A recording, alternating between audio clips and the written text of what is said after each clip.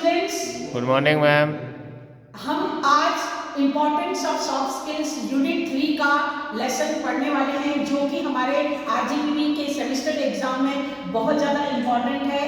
Soft skills होना सबके लिए बहुत जरूरी है, आपके लिए, हमारे लिए, हम सब के लिए। सॉफ्ट स्किल्स जिसके पास रहती है वो किसी भी प्लेसमेंट को, किसी भी इंटरव्यू को, किसी भी फील्ड वर्क को, कहीं पर भी वो सॉफ्ट स्किल्स आपको काम आने वाली हैं, जो कि आने वाले 3 सालों में आप लोगों को वो डेफिनेटली उस चीज का फॉलोअप होगा।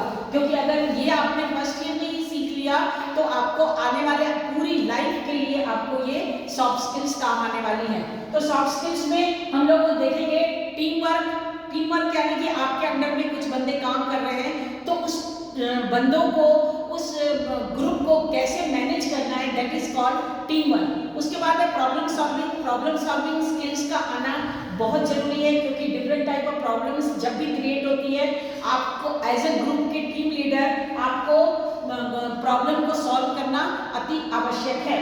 उसके बाद है कम्युनिकेशन स्किल्स का आना बहुत जरूरी है, क्योंकि कम्युनिकेट करेंगे तो आप ग्रो करेंगे। कम्युनिकेट अगर किसी से नहीं करेंगे तो आप डेफिनेटली उस चीज के पीछे रह जाएंगे, क्योंकि आपका फील्ड वर्क हो, मार्केटिंग सेक्टर हो, कोई भी सेक्टर हो, आपका कम्युनिकेशन इज मस्ट। उसके बाद एडॉप्टिबिलिटी क्या होती है कि किसी भी सिचुएशन में अपने आप को अडॉप्ट कर लेना, यानी कि किसी भी कोई भी गलत सिचुएशन आ रही है, नेगेटिव सिचुएशन आ रही है, आपको अगर एडॉप्टिबिलिटी करना आती है, आप अडॉप्ट कर लेते हो कोई चीज को, उसको एक्सेप्ट कर लेते हो उस सिचुएशन को, वो एडॉप्टिबिलिटी कहलाती है। यानी कि कभी कभी क्या होता है, किसी भी फील्ड में हमको वर्किंग आवर्स बढ़ा दिए जाते हैं, इंक्रीमेंट नहीं लग पाता है, क्रिटिसिज्म अराइज होता है, डिफरेंट टाइप ऑफ प्रॉब्लम्स आती हैं।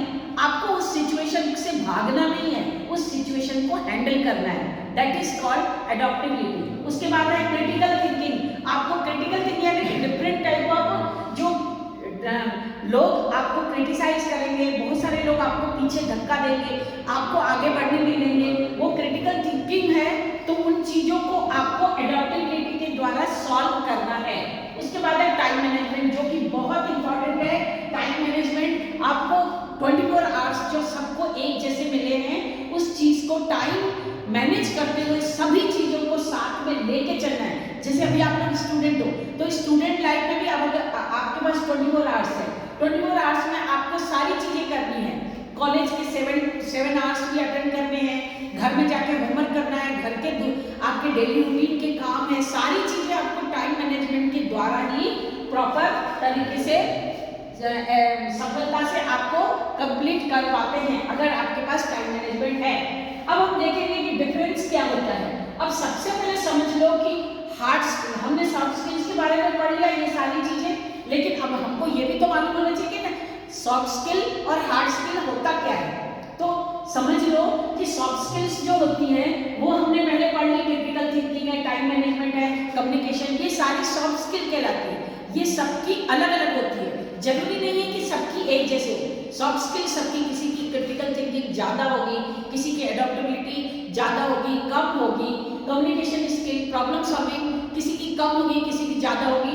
वो सॉफ्ट स्किल्स जो होती है वो मेजरेबल रहती है, यानी कि सॉफ्ट स्किल को हम उसको मेजर कर सकते हैं, उसको नाप सकते हैं कि सॉफ्ट स्किल्स जो होती है वो हम किस में कितनी है वो हम समझ सकते हैं।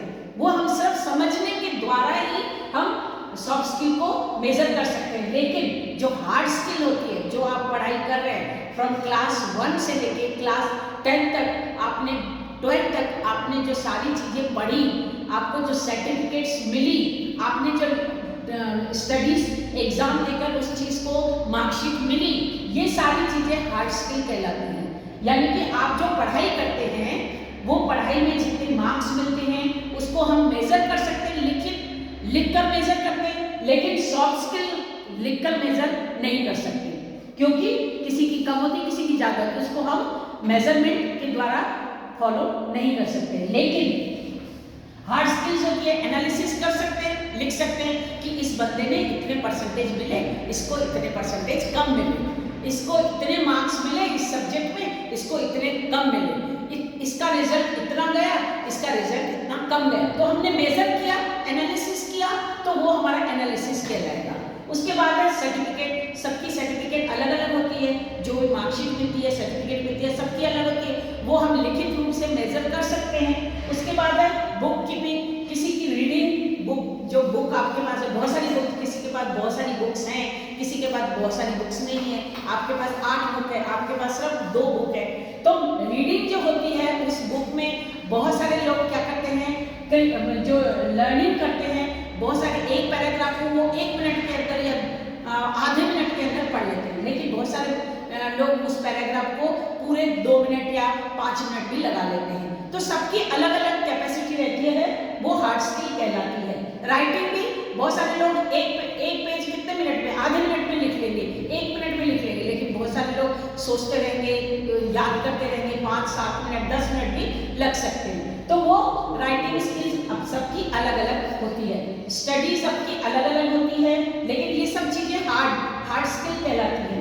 टेक्निकल स्किल्स सबकी अलग अलग होती है, जितनी भी टेक्निकल स्किल्स आपने कभी सर्वे किया है, कभी क्वेश्चंस पूछे हैं, कभी आपने रीडिंग स्किल्स किया है, तो सबकी जो टेक्निकल चीज़ें होती है सबकी अलग रहती है, लेकिन ये हार्ड स्किल ही कहलाती है। नॉलेज सबका कम ज़्यादा या फिर बहुत ज़्यादा होता है, किसी का नॉलेज इंटेलिजेंस जो होता है, IQ होता है, किसी का ज़्यादा होता है, किसी का कम होता है, तो ये नॉलेज कहलाता है। और ये सारी चीज़ें करियर से रिलेटेड रहती है, जो ये हार्ड स्किल्स रहती है वो सारी करियर से रिलेटेड रहती है, क्योंकि अगर आपके पास 50% अगर हार्ड स्किल है, यानी कि अगर हार्ड स्किल आपके पास 50% है तो वो 100% तो नहीं है ना, तो 50% जो हार्ड स्किल है तो आपकी सॉफ्ट स्किल भी साथ साथ आपकी 50% होना चाहिए। आपकी अगर हार्ड स्किल 50% है, अगर आप खाली अकेले ये सीखोगे, अगर ये नहीं है तब भी ये 100% नहीं है, अगर आप खाली ये सीखेंगे और ये चीज़ नहीं है तब भी ये 100% नहीं है। तो दोनों के कॉम्बिनेशन के द्वारा आपको सारी चीज़ों को क्लियर करना है, दोनों का कॉम्बिनेशन होना अति आवश्यक है। तो हार्ड स्किल और सॉफ्ट स्किल दोनों को लेकर बैलेंस लेकर चलना है। तो I think you understand all this things and see you in the next video with more other topics related to your letter writing, report writing, everything. Thank you for watching. Thank you, ma'am.